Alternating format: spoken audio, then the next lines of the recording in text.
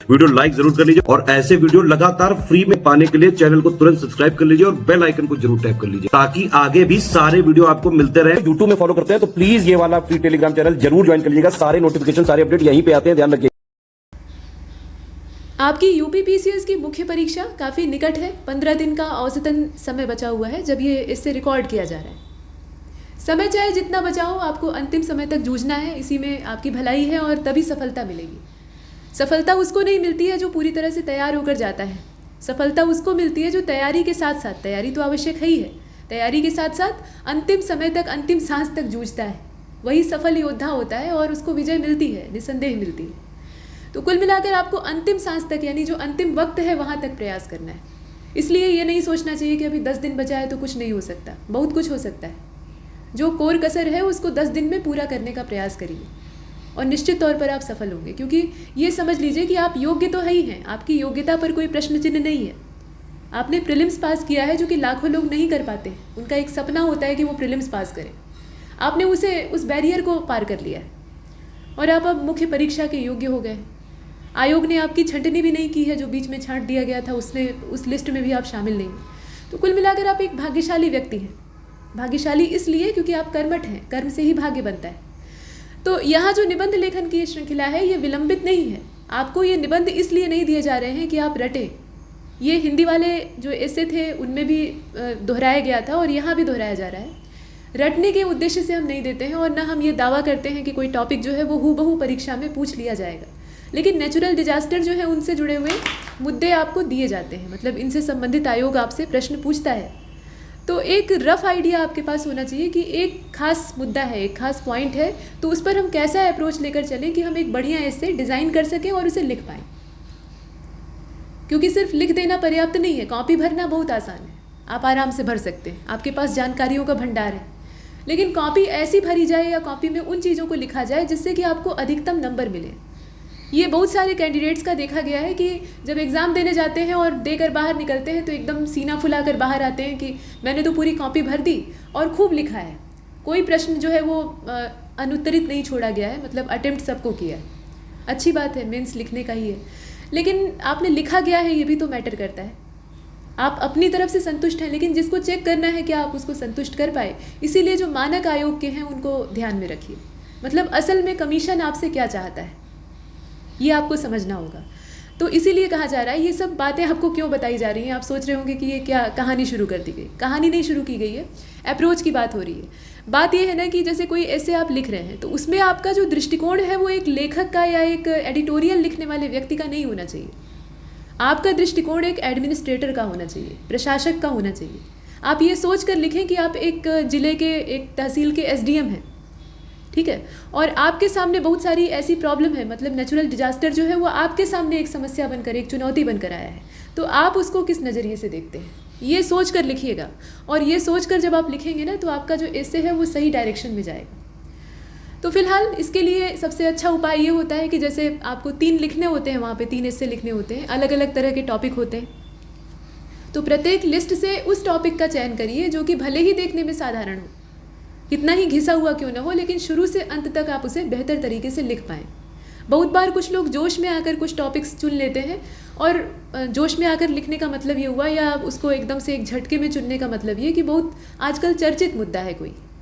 जैसे मान लीजिए, सपोज दैट आपको स्पेस टेक्नोलॉजी के बारे में या स्पेस साइंस के बारे में या भारत का जो अंतरिक्ष कार्यक्रम है, इसरो इत्यादि हैं, उनके बारे में कुछ पता ही नहीं, ज़्यादा नहीं जानते आप। थोड़ी बहुत आप न्यूज़पेपर की हेडलाइन उसके बारे में पढ़ लेते हैं, लेकिन गहराई से आपको नॉलेज नहीं है। और आपने देखा कि वो टॉपिक आया हुआ है एग्ज़ाम में, बतौर ऐसे आपको लिखना है, और आपके पास और भी टॉपिक हैं, वहाँ विकल्प ढेर सारे हैं। तो वो सारे टॉपिक आपके लिए अच्छे हैं, आप उन्हें लिख सकते हैं शुरू से अंत तक बेहतर क्वालिटी का। तो उनको छोड़कर आप जो एकदम ज्वलंत मुद्दा है उसको पकड़कर लिखना चालू कर दें कि अभी चंद्रयान लॉन्च हुआ, आदित्य L1 लॉन्च हुआ, तो उसके बाद अब यही एक ऐसा टॉपिक है जो कि हमें ज़्यादा नंबर दिलवाएगा। ये सोचना मूर्खता है।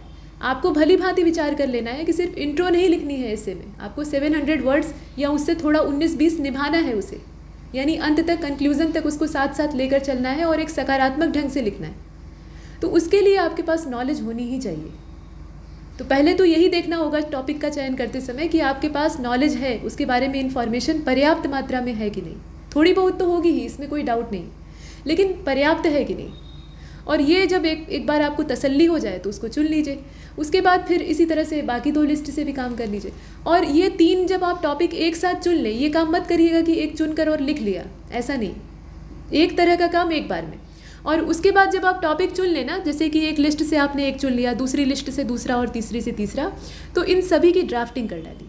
जो रफ एरिया आपके कॉपी में होगा, जहाँ भी आप थोड़ा काट पीट वाला काम कर रहे हो, तो वहाँ पर एक रफ प्रारूप बना लीजिए। प्रारूप बहुत विधिवत नहीं कि एक पन्ना उसी में खर्च कर रहे हैं और समय लगा रहे हैं। मोटे तौर पे अगर देखा जाए तो 5 मिनट में आपको एक ड्राफ्ट तैयार कर लेना है। तो ऐसे अगर 3 ऐसे के लिए आप बनाएंगे तो मोटे तौर पे 15 मिनट हो जाएगा। बेसिकली यही समय लगेगा। 15 मिनट इन्वेस्ट अगर आप करते हैं अपने इस ऐसे को लिखने में, तो ये जाया नहीं होगा, बल्कि आप डायरेक्शन से बाहर जाने से या भटकने से बच जाएंगे। तो जब ड्राफ्ट तैयार कर लीजिए तीनों का एक साथ, तब लिखना चालू करिए। नहीं तो होगा ये ना कि मान लीजिए कि एक को चुना आपने, अब उसके बाद आपने उसी की ड्राफ्टिंग की और उसको लिखना चालू कर दिया, उसका आपने पूरा इंट्रो से लेकर कंक्लूजन तक काम खत्म किया, फिर अगले वाले की तरफ जंप किया, तो आपका जो मोड है ना वो अब व्याख्यात्मक हो गया। अब आप सेलेक्टिव मोड में नहीं रह गए, आप एक्सप्लेनेशन वाले मोड में, डिस्क्रिप्शन वाले मोड में चले गए। तो ये जो डिस्क्रिप्टिव मोड आपका रहेगा, ये आपको छोटा लिखने या प्रारूप बनाने की इजाज़त ही नहीं देगा। आप उसके बाद ड्राफ्ट नहीं बना पाएंगे, अच्छा ड्राफ्ट नहीं बना पाएंगे। इसीलिए पहले ड्राफ्टिंग कर लीजिए। ये एक नेक सलाह है, इसको मान लीजिएगा। तो चलिए इसे शुरू करते हैं। आइडिया देना हमारा पर्पज़ है, इसमें हम ऐसा कोई दावा नहीं करते हैं कि जो टॉपिक दिया जा रहा है वही आ जाएगा। कुछ लोग ये कहते हैं कि भाई आपका ये शीर्षक आया नहीं, ऐसा दावा ही हमने कब किया था। यहाँ डिस्क्लेमर जो है वो बड़ा स्ट्रिक्ट है कि आप इससे सिर्फ आइडिया लीजिए, ये सीखिए कि एक शानदार ऐसे जो है वो कैसे लिखा जाता है। और वैसे भी नेचुरल डिजास्टर पे कुछ न कुछ घुमा फिरा कर तो आयोग देता ही है। ये ऐसे ज्वलंत मुद्दे हैं कि इनको नकारा नहीं जा सकता। फिलहाल देखें, यहाँ एक अर्थक्वेक से बात को शुरू किया गया है। ये तुर्की और सीरिया वाला है। आप चाहें तो अभी जो हाल फिलहाल के हैं जैसे मोरक्को इत्यादि का है, तो उसका भी जिक्र कर सकते हैं। इसमें घटनाओं को परिवर्तित किया जा सकता है। तो तुर्की और सीरिया में ये पीछे का है, 6 फरवरी की तारीख में आया था विनाशकारी अर्थक्वेक, है ना। काफ़ी ज़्यादा विकृत था, तोड़ फोड़ मचा के गया, सब तबाह करके गया। और हम ये कह सकते हैं कि ये नेचुरल नहीं था। मतलब वैसे तो अर्थक्वेक जो है वो नेचुरल होते हैं, प्रकृति ही करती है। उथल पुथल जो अर्थ की क्रस्ट के नीचे होती है और उसी का नतीजा होता है कि ऊपर कंपन उत्पन्न होता है। लेकिन यहाँ जो विकृति है वो पूरी तरह से प्रकृति पर आधारित नहीं, बल्कि मनुष्य का भी उसमें हस्तक्षेप था। इंसान के जो गलत कदम होते हैं ना, ऐसे विनाशकारी कदम मनुष्य ही लेता है ज़्यादातर, तो उसका परिणाम होता है कि पूरी सभ्यता उसको भुगतती, सिर्फ मनुष्य ही नहीं भुगतता है। तो उसी का परिणाम था। बाकी आप देखें कि पिछला 1 डिकेड, 10 साल का अंतराल, उसमें जलवायु परिवर्तन कितना बेकार हो चुका है। जलवायु परिवर्तन यानी जो आप कहते हैं ना कि क्लाइमेट चेंज हो रहा है, उसकी गति बढ़ गई है। वो बहुत तेज़ रफ्तार में हो रहा है। नहीं तो वो स्वाभाविक प्रक्रिया है। प्रकृति तो खुद ही अपने आप को चेंज करती रहती है। उसे नए नवेले वस्त्र धारण करने का बड़ा ही शौक होता है। इसीलिए तो 2 उसके बेटे हैं उसके पास। यहाँ बात एंडोजेनिक और एक्सोजेनिक फोर्सेस की हो रही है। एक अंदर से उथल पुथल मचाता है और ऊपर से एक सपाट करने का काम करता है, मतलब समतल बनाता है चीज़ों को। तो दोनों जो है वो अपना अपना काम करते हैं और उसका परिणाम क्या होता है कि जो मदर नेचर है वो नए नए बदलाव हमारे सामने प्रस्तुत करती है। अब जो प्रजाति, जो स्पीशीज़ उसमें ढल नहीं पाती, सर्वाइव नहीं कर पाती, वो नष्ट हो जाती है। तो ये सब काम तो पहले से चल रहे थे। जब हम नहीं थे तब भी चल रहे थे और हम नहीं रहेंगे आगे। मानव सभ्यता हमेशा रहेगी ऐसा तो है नहीं। तो नहीं रहेंगे तब भी चलता रहेगा, परिवर्तन चलता रहेगा।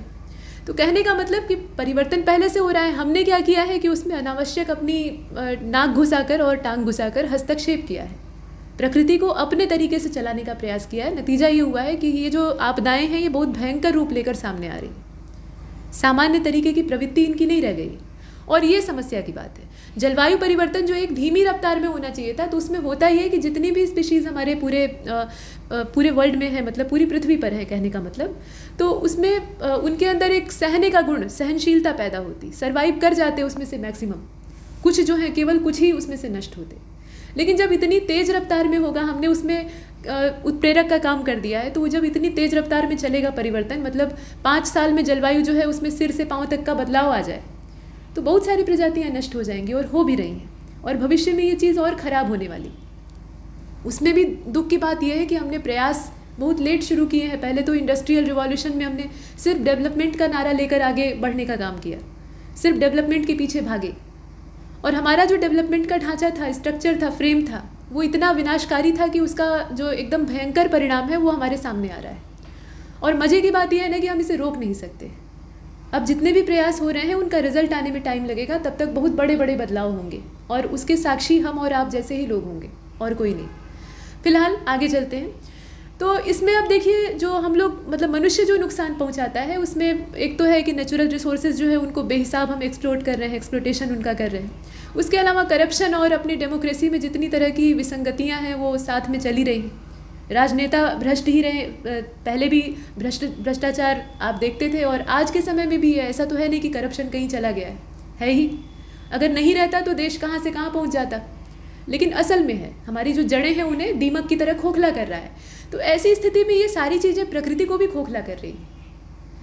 ठीक है, अब यहाँ हिमाचल, अब देखिए हमने विश्व की बात कर ली, अब अपने देश में आ जाते हैं। तो हिमाचल और उत्तराखंड, इन राज्यों को देखिए। यहाँ बारिश आम बात है, पहाड़ों पर ये थोड़ी अलग क्वालिटी की होती है, मतलब कब होगी और कितनी मात्रा में होगी ये कोई नहीं जानता है, लेकिन फिर भी बारिश का और फिर बाढ़ का जो विनाशकारी रूप अब दिखाई दे रहा है वैसा पहले नहीं था।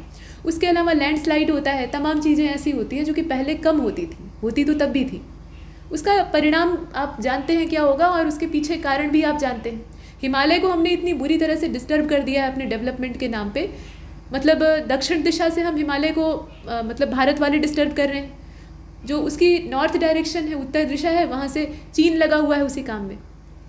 मतलब कुल मिलाकर यहाँ बात किसी देश की या सभ्यता की नहीं है, बात इस चीज़ की है कि मनुष्य जो है वो स्वभाव से स्वार्थी है और वो अपने स्वार्थी की सिद्धि के लिए कहीं तक जा सकता है। तो ये सारे जो बदलाव हैं ये हमने जो नेचुरल स्ट्रक्चर था या नेचुरल रिसोर्सेज थे उनके अंदर किया है, परिणाम अब सामने आ रहा है।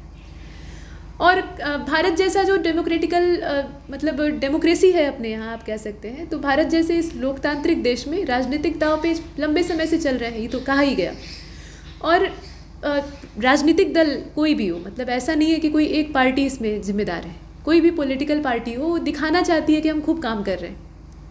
अब सरकार अगर हाईवे बनवाए, नेशनल हाईवे के प्रोजेक्ट पर काम करे और रिंग रोड बनवाए और बड़े बड़े 6 लेन जो एक्सप्रेस वे हैं उनका निर्माण करे, तो ये कहीं से गलत नहीं है, ये तो पब्लिक वेलफेयर का काम है। ट्रैफिक की समस्या से निजात मिलेगी, लोगों का आवागमन जो है वो सरल हो जाएगा। बहुत सारे जो कटे कटे स्थान थे उन्हें लिंक करने का ये बहुत बेजोड़ तरीका है। लेकिन इसका प्रभाव प्रकृति पर कितना अच्छा पड़ रहा है या बुरा पड़ रहा है, इसको भी विचार कर लेना आवश्यक। तो ये समस्या है, हम उस चीज़ का विचार नहीं करते हैं। हम ये देखते हैं कि हमें जनता वोट कैसे देगी, और वोट बैंक को मजबूत करने के लिए गवर्नमेंट चाहे जिसकी भी हो वो किसी भी हद तक जा सकती है। तो ये पॉलिटिकल एक तरह से एम्बिशन है जिसको कि ये फुलफिल करते। अब इसमें जो निजी स्वार्थ है उसको एक तरफ रखना ही होगा, क्योंकि अब जो समय है उसमें अगर हमने कठोर कदम नहीं उठाए, तत्कालिक जो स्टेप हैं वो नहीं लिए, तो परिणाम फिर एक तो आएगा नहीं और जल्दी ही विनाश पक्का हो जाएगा। मतलब हम कुछ हाथ पैर हिलाएं इससे पहले ही हमें साफ कर दिया जाएगा प्रकृति के द्वारा। तो भारत जो है वो डाइवर्स नेचर का ही है, मतलब डाइवर्सिटी यहाँ हर कोने कोने भरी हुई है, चाहे लोगों में हो चाहे जो ज्योग्राफिकल बैकग्राउंड है अपने देश का वहाँ पर। तो ऐसे विविधता वाले देश में, और ऊपर से आप देखिए कि पॉपुलेशन हमारी कितनी ज़्यादा है, सबसे ज़्यादा है इस समय दुनिया में हम लोग। चीन कभी आगे हुआ करता था लेकिन अभी हमने उसे पीछे कर दिया है, और मामलों में भले ना पीछे कर पाए लेकिन इस मामले में हमने रिकॉर्ड तोड़ दिया है। तो इतनी सारी जनसंख्या, और अगर हम एरिया वाइज देखें तो 7th पोजीशन है। मतलब कहने का तात्पर्य ये ना कि छोटे दायरे में अगर ज़्यादा लोग रहेंगे तो उतनी ही ज़्यादा जो मांग है वो नेचुरल रिसोर्सेज की होगी, क्योंकि दैनिक जो दिनचर्या है उसको पूरा करने के लिए और उसकी आवश्यकताओं को भरने के लिए हमें प्रकृति की ही आवश्यकता होती है। प्रकृति से ही हम लेते हैं। आप पानी के बिना नहीं रह सकते, आप अनाज के बिना नहीं रह सकते, सूर्य का प्रकाश सबको चाहिए, रहने के लिए ज़मीन सबको चाहिए। ये कहाँ से आता है? ये नेचर से आता है, हमारी मदर नेचर ही देती है, ये कोई सरकार नहीं देती है ना। तो ये सारी चीज़ें अब बहुत सारे लोगों में बांटनी पड़ेगी। जैसे आप समझ लीजिए कि एक फैमिली है, उसमें फैमिली मेम्बर जो है वो टोटल 4 हैं, मतलब पेरेंट्स हैं और 2 उनके बच्चे। अब उसके बाद क्या हो कि 2 और पैदा हो जाएं, तो पहले जो 2 बच्चों के बीच में चीज़ें बढ़ती थी अब 4 में बटेंगी, और 2 और पैदा हो जाए तब तो 6 में बटेंगी। तो सबको जो हिस्सा पहले मिल रहा था वो छोटा होता जाएगा। तो वही चीज़ यहाँ अपने देश के साथ भी है या पूरे विश्व के साथ है। आबादी बढ़ेगी तो जो नेचुरल रिसोर्सेज हैं उनकी कमी, किल्लत होती जाएगी, क्योंकि उनका अमाउंट लिमिटेड है, वो बेहिसाब नहीं है। हर चीज़ जो है वो सोलर एनर्जी नहीं है, सबकी मात्रा सीमित है, खासतौर पे जो हमारी अर्थ से लिए जाने वाले संसाधन है जैसे कि पानी, ग्राउंड वाटर, या जो पेयजल है जहाँ से भी लिया जाता है, उसकी मात्रा बहुत थोड़ी सी है और हम कितना ज़्यादा उसको एक्सप्लोट कर रहे हैं ये आप खुद ही कल्पना कर सकते हैं। तो इसका परिणाम क्या होने वाला है? समय आने के साथ साथ ये प्राकृतिक संसाधन जो है, नेचुरल रिसोर्सेज, ये अपने हाथ पीछे खींचने लगेंगे, यानी ख़त्म होने लगेंगे कहने का मतलब। और उसके बाद हम क्या करेंगे? नष्ट हो जाएंगे निश्चित तौर पर, क्योंकि भोजन और पानी तो चाहिए ही ना, और हवा जो है उसको हमने छोड़ा ही नहीं है सांस लेने लायक। तो ये सारी समस्याएं मनुष्य की पैदा की हैं। उसके अलावा एक सबसे बड़ा खतरा अभी तो दिखाई दे रहा है ग्लोबल वार्मिंग। इन सबसे पहले तो वही ले डूबेगा। और ग्लोबल वार्मिंग का जो प्रत्यक्ष आप नुकसान देखते हैं, यहाँ देखिए, ग्लोबल वार्मिंग का जो तरीका है ना, उसमें ग्रीन हाउस इफेक्ट का हम जिक्र करते हैं। हम ये कहते हैं कि भाई जो ब्लैंकेट हमारी अर्थ के चारों ओर है, जो कि सूर्य के रेडिएशन को अपने अंदर कुछ मात्रा में एब्जॉर्ब करके रखता है, और उससे जो हमारी अर्थ का टेम्परेचर है वो मेंटेन रहता है। ये एक कॉमन प्रोसेस है। लेकिन जब जो ग्रीन हाउस गैसेस हैं उन्हीं का अमाउंट बढ़ने लगे, और वो भी हमारी कृपा से, जैसे कार्बन डाइऑक्साइड, ऐसा थोड़े है कि मदर नेचर ने कार्बन डाइऑक्साइड वहाँ ले आके एक्स्ट्रा छोड़ दी है, वो तो हमने बढ़ाई है। अब उसका परिणाम क्या है? पृथ्वी तेज़ी से गर्म हो रही है। जो एनुअल टेम्परेचर है, मतलब एक औसत दर से जो बढ़ना चाहिए था, वो तेज़ रफ्तार में बढ़ रहा है। तो सामान्य से जो माफ़ कीजिएगा, सामने से जो हमें इसका असर दिखाई दे रहा है वो तो ये है कि आइस कैप जो है वो पिघलने शुरू हो जाएंगे, ध्रुवों पर जो बर्फ़ की सिल्लियाँ हैं वो पिघल जाएंगी, और उनसे बहुत सारा फ्रेश वाटर रिलीज़ होगा जो कि ओशियन में जाएगा। अब ओशियन में जाएगा तो उसका तात्कालिक असर तो ये होगा कि भाई जो जल स्तर है वो बढ़ेगा और किनारे वाले डूब जाएंगे। तो जो ऊंचे स्थान पर हैं वो बड़े प्रसन्न हैं कि हम इतनी जल्दी डूबने वाले नहीं हैं। लेकिन असल उसका विनाशकारी परिणाम आप देखिए कि जब इतनी सारी मात्रा में वो मीठा पानी यानी फ्रेश वाटर खारे पानी के साथ मिलेगा, नमकीन पानी होता है ना समुद्र का, तो उसके साथ जब मिलेगा तो परिणाम क्या होगा? मौसम में बहुत विनाशकारी बदलाव आएंगे।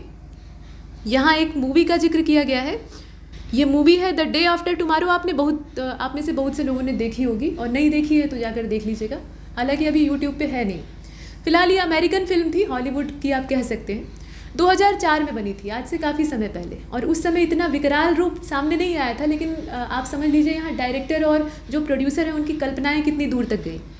इस मूवी में यही दिखाया गया है कि आइस कैप जो है और जो ध्रुवों पर जमी हुई बर्फ़ है वो तेज़ी से पिघल रही है, और महासागर में बड़ी मात्रा में फ्रेश वाटर रिलीज़ हो रहा है। उसके बाद टेम्परेचर में एक बड़ा वेरिएशन हम देख पा रहे हैं, और उसके बाद फिर आइस एज की शुरुआत होती है। पूरी बर्फ़ की सिल्लियाँ चारों ओर, पहले तो तूफान आता है, बारिश होती है बेहिसाब, उसके बाद सारा पानी जम जाता है और बर्फ़ की मोटी चादर बिछ जाती है। लेकिन वो फिल्मी स्टाइल था। फिल्म में क्लाइमेक्स जो है वो आमतौर पे अच्छा ही रखा जाता है, हालांकि हर फिल्म का नहीं होता है। तो लास्ट में जो हीरो था और उसके बच्चे थे वो बच जाते हैं, बचा लिया जाता है उन्हें, और रेस्क्यू ऑपरेशन में बहुत सारे लोग बच जाते हैं। बहुत सारे लोगों को दूसरी जगह शिफ्ट कर दिया जाता है। तो फिल्म की कहानी में नहीं जाना है, यहाँ हम एक आइडिया ले रहे हैं। लेकिन रियलिटी में क्या होगा, वो तो क्लाइमेक्स जो है वो मनुष्य के द्वारा निर्धारित है। यहाँ क्लाइमेक्स तय करने का काम हमारी मदर नेचर करेगी, और मदर नेचर जब इस क्लाइमेक्स पर तुलेगी ना तो वो दया नहीं दिखाएगी, वो सबको साफ कर देगी, सब नष्ट हो जाएगा, कोई बचेगा नहीं। तो ये एक भयंकर स्थिति है। और अभी BBC की एक डॉक्यूमेंट्री और ऐसे भी बहुत सारे जो रिपोर्टिंग चैनल हैं जो कि विदेशी खबरों को और ग्लोबल जो न्यूज़ होती है उनको कवर करते हैं, तो उसमें ये दिखाया गया था कि भाई 2025 तक ये पॉसिबिलिटी दिखाई दे रही है कि जो गल्फ स्ट्रीम अटलांटिक की है, जो कि वहाँ टेम्परेचर को बैलेंस करने का काम करती है, वो 2025 तक गायब हो जाएगी। अब अगर ऐसा हुआ, ये कल्पना है और कल्पना कोरी नहीं है, आधार है उसका कुछ ना कुछ। तो अगर ऐसा होता है तो आप कल्पना खुद करके देखिए। अब यहाँ ये तो इमेजिनेशन है ही है। लेब्राडोर की धारा जो कि ध्रुवों की ओर से आती है, पोल्स की तरफ से आती है, वो ठंडी होती है, और भी कई सारी ठंडी जलधाराएं आती हैं। और ये जो गल्फ स्ट्रीम है ये गर्म होती है, ये इसकी जो प्रकृति है वो गर्म होती है, तो ये टेम्परेचर को बैलेंस करती है। अब इसके लुप्त होने का मतलब है कि यहाँ जो टेम्परेचर है अटलांटिक का वो तेज़ी से गिरेगा, मौसम में विनाशकारी बदलाव आएगा, और इससे भी आइस एज के शुरू होने की संभावना दिखाई देती है। मतलब ये सब सिर्फ इमेजिनेशन है, हो ही ये आवश्यक नहीं है, लेकिन इसका अंदेशा है, और ये अंदेशा निश्चित तौर पर डराने वाला है। इसको हम रोक नहीं सकते। सबसे बड़ी दिक्कत ये है, खतरा सामने हो और रोकने का उपाय हो तो कुछ संतोष रहता है। यहाँ रोकने का ही जो समाधान का रास्ता था वो बंद हो चुका है। मतलब एक ही तरीका है कि हम जो हमारा औसत तापमान बढ़ता जा रहा है पृथ्वी का, हर साल कुछ न कुछ टेम्परेचर बढ़ता जा रहा है, तो उसको कम करें, इमिशन जो है उसको कम करें। लेकिन वो सब एक झटके में कैसे कम हो जाएगा? उसको अगर हम बंद भी कर दें तो जो पहले वाला हो चुका है उसका हम क्या करेंगे? तो इसे हम रोक नहीं सकते, यानी विनाश के मुहाने पर हम खड़े हैं। बस ये है कि अपनी तरफ से ये प्रयास कर सकते हैं कि हम अधिकतम बचा लें, अपने वजूद को बचा लें, इतनी कोशिश हम कर सकते हैं। इसके बाद अब आगे कहा गया कि भारत में अगर देखा जाए तो फ्लड सिर्फ एक समस्या नहीं है। फ्लड तो एक तात्कालिक समस्या दिखती है कि बरसात आती है तो हम डूबने लगते हैं, लेकिन उसके अलावा आप देखिए कि जो फर्टाइल लैंड हैं, जो कि गंगा यमुना के दोआब कहे जाते थे, एलुवियल सॉइल के जमावट वाले क्षेत्र होते थे, जहाँ हर साल बाढ़ आती थी और नदियाँ नई मिट्टी का निर्माण करती थी। बांगर खादर आप पढ़ते हैं ना। तो ऐसे जो उपजाऊ क्षेत्र थे, मतलब कोई भी आप अनाज डाल दीजिए वो पैदा होता था और अच्छी पैदावार होती थी। तो यहाँ पर पड़ा हुआ है सूखा। मतलब सूखे का तात्पर्य ये हुआ कि जब बारिश होनी चाहिए तब नहीं हो रही है। धान का जब रुपाई का सीज़न है, जब उसको पानी की आवश्यकता है, तब पानी नहीं मिल रहा है। जब कटाई का सीज़न आ रहा है या जब उसके पकने का और खलिहान में ले जाने का टाइम आ रहा है, तब बारिश हो रही है, और वो भी बारिश ऐसी वैसी नहीं, आंधी और चक्रवात के साथ। तो इससे क्या हो रहा है, फसल बर्बाद हो रही है। और पिछले कुछ वर्षों में आप जो वीट प्रोडक्शन है उसको भी देख लीजिए, गेहूं की पैदावार आश्चर्यजनक रूप से कम हुई है। उसके पीछे मौसम जिम्मेदार है। रबी का जो सीज़न होता है, जब कटाई का हार्वेस्टिंग का टाइम आता है, तो उस समय मौसम इतना उपद्रवी हो गया था पिछले 2 वर्षों में, और हर साल होगा, वो बार बार रिपीट होगा, कि इतने सारे तूफान और ओला बारिश हुई कि उसका परिणाम हुआ कि फसल आधी तो खेत में ही मिट्टी में मिल गई, और जो मिट्टी से निकल सका वो खलिहानों तक पहुँचा। और अब आप देखेंगे, अगर आप थोक गेहूं कहीं से खरीदते हैं तो मिट्टी वाला गेहूं आपको ज़्यादा मिलेगा। वो किसान के खेत की मिट्टी है, फसल लौट गई थी, किसान जैसा ही व्यक्ति था जो कि उसे निकाल पाया वहाँ से। तो ये वीट का प्रोडक्शन नीचे जा रहा है। उसके अलावा यूक्रेन वाला जो क्राइसिस चल रहा है आजकल, पहले से ही चल रहा था, तो उसकी वजह से भी किल्लत, मतलब दुनिया में तरह तरह के बदलाव, तनाव जो है उसका भी परिणाम। तो अभी हम फूड ग्रेन की समस्या, या जो एक तरह से फूड सिक्योरिटी की हम बात करते हैं ना, उसमें हम संकट की स्थिति में दिखाई दे रहे हैं, क्योंकि इतनी बड़ी पॉपुलेशन को खाने के लिए अनाज चाहिए। कहाँ हम पहले गेहूं बाहर सप्लाई करते थे, और आज नौबत यह है कि जो सार्वजनिक वितरण प्रणाली की दुकानें होती हैं, जिन्हें आप कोटा कहते हैं, वहाँ गेहूँ ही नदारद हो गया है। मतलब सरकार के पास गेहूँ नहीं है, इसका ये मतलब है। तो कहने का तात्पर्य ये ना कि ये सब शुरुआत है, और खाने के लिए तो अनाज चाहिए, और अनाज गायब हो जाएगा तो हम भी गायब हो जाएंगे। और न सिर्फ हम गायब होंगे, बल्कि हमारे साथ साथ बाकी जो जीव हमसे जुड़े हुए हैं वो भी नष्ट होंगे। तो ये सब चिंता का विषय है। आगे देखें, जो हमारे इंडियन स्टेट्स हैं उनका क्लाइमेट अगर देखा जाए, तो अभी तो हमने ये विनाशकारी परिवर्तनों की बात की, बाकी जो पॉल्यूशन है उसको हम कैसे भूल सकते हैं, वो तो सबसे बड़ी मुसीबत की जड़।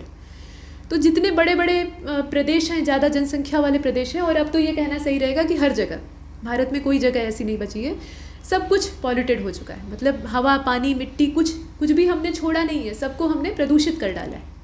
सांस लेने लायक हवा नहीं बची है। अपना आप गूगल पे एयर क्वालिटी इंडेक्स चेक करिएगा तो ये सलाह दी जाएगी, ज़्यादातर ऐसा ही होता है, जब बारिश हो जाती है तो जो पर्टिकुलेट मैटर हैं और डस्ट पार्टिकल हैं वो धुल जाते हैं, तो उस समय थोड़ा सा वायुमंडल साफ़ हो जाता है। अदरवाइज़ यही सलाह मिलेगी कि भाई एयर क्वालिटी इंडेक्स जो है वो अपने डेंजर लेवल से ऊपर चला गया है, तो घर से बाहर ना ही निकलें और मास्क लगा कर निकलें, इसी में आपका फ़ायदा है। लेकिन हम निकलते हैं, घूमते हैं, और उसके बाद तमाम बीमारियों को झेलते हैं। तो ये जो पॉल्यूशन है, इसको हमने जड़ जड़ तक घुसा दिया है। महासागर को हमने गार्बेज बना दिया है, डस्टबिन की तरह यूज़ कर रहे हैं। पहले नदियों को बनाया, और नदियाँ जो है वो कूड़ा कचरा ले आकर महासागर में पटक रही हैं। तो नीचे से क्या हो रहा है, वो पटते जा रहे हैं। तो ग्लेशियर तो बाद में जल स्तर ऊंचा करेंगे। किसी पानी के स्रोत को अगर आप पाटना शुरू कर दीजिए तो क्या होगा, वो ऊपर की तरफ आकर फैलने लगेगा। आपने टेथिस सी को सुना होगा, है ना। उसमें जब नीचे से वलन पड़ने शुरू होते हैं, नीचे से उभार आना शुरू होता है, तो उसका पानी और अंदर की जो जितनी भी सेडिमेंट्स था वो चारों ओर बहकर इकट्ठा होने लगता है। तो वो हाल हमारे और महासागरों के साथ भी होने वाला है, और उसमें कोई नेचुरल फिनोमिना नहीं काम करेगा। हमारा जो कूड़ा करकट है, पॉलीथीन है, वो इसमें भूमिका निभाएगा। तो ये भी एक विनाशकारी चीज़। तो प्रॉपर सॉल्यूशन क्या हो सकता है? समस्या तो बहुत सारी है, लेकिन आप यहाँ से सीधे सीधे पल्ला झाड़ कर नहीं जा सकते, आपको इसका समाधान देना पड़ेगा। तो समाधान सिर्फ एक है कि अभी भी हमें वो मतलब ऐसा नहीं है कि हम पूरा जितनी भी चीज़ें हमने बिगाड़ी हैं उसको सुधार सकते हैं, लेकिन अभी से भी अगर हम अपनी अंधी दौड़ जो विकास के पीछे हम भागते जा रहे हैं कि हमें पैसा चाहिए, हमें शोहरत चाहिए, हमें बढ़िया बिल्डिंग में रहना है, हमें शहरों में रहना है, हमें तरक्की करनी है, ये सारी जो महत्वाकांक्षाएं हैं इनको हमें खूंटी पर टांग देना चाहिए, और इस विषय में सोचना चाहिए कि हम प्रकृति की रक्षा कितनी कर पा रहे हैं, और नहीं कर पा रहे हैं तो क्यों नहीं कर पा रहे हैं, उसको जितनी जल्दी हो सके उतनी जल्दी करने की आवश्यकता है। मतलब अपना स्वार्थ अभी एक किनारे रखने में ही भलाई है, और ये हमारे अस्तित्व का प्रश्न है। अगर हम ऐसा नहीं करेंगे तो खुद नष्ट हो जाएंगे। तो अपना वजूद अगर बचाना है तो हमें अभी से सचेत होना पड़ेगा। अभी से भी जो विनाशकारी काम हम कर रहे हैं उसे रोकना होगा। अपनी पॉपुलेशन को हर हाल में नियंत्रित करना होगा। जितने पैदा हो गए उनका कुछ नहीं किया जा सकता, उन्हें यूटिलाइज़ किया जा सकता है उनके सामर्थ्य का, लेकिन अब जो पैदा होंगे उनकी स्थिति को नियंत्रित करना है, ताकि अगर पॉपुलेशन मतलब इतने पर भी नियंत्रित हो जाए तो कुछ हद तक चीज़ों को कंट्रोल में किया जा सकता है। यही सारे समाधान हैं, और भी आप अपनी तरफ से सॉल्यूशन दे सकते हैं। तो एक अच्छा खासा यहाँ लेक्चर हो गया, और ऐसे ही मिलते रहेंगे आपको ढेर सारे इससे। बने रहिए हमारे साथ। तब तक के लिए नमस्कार।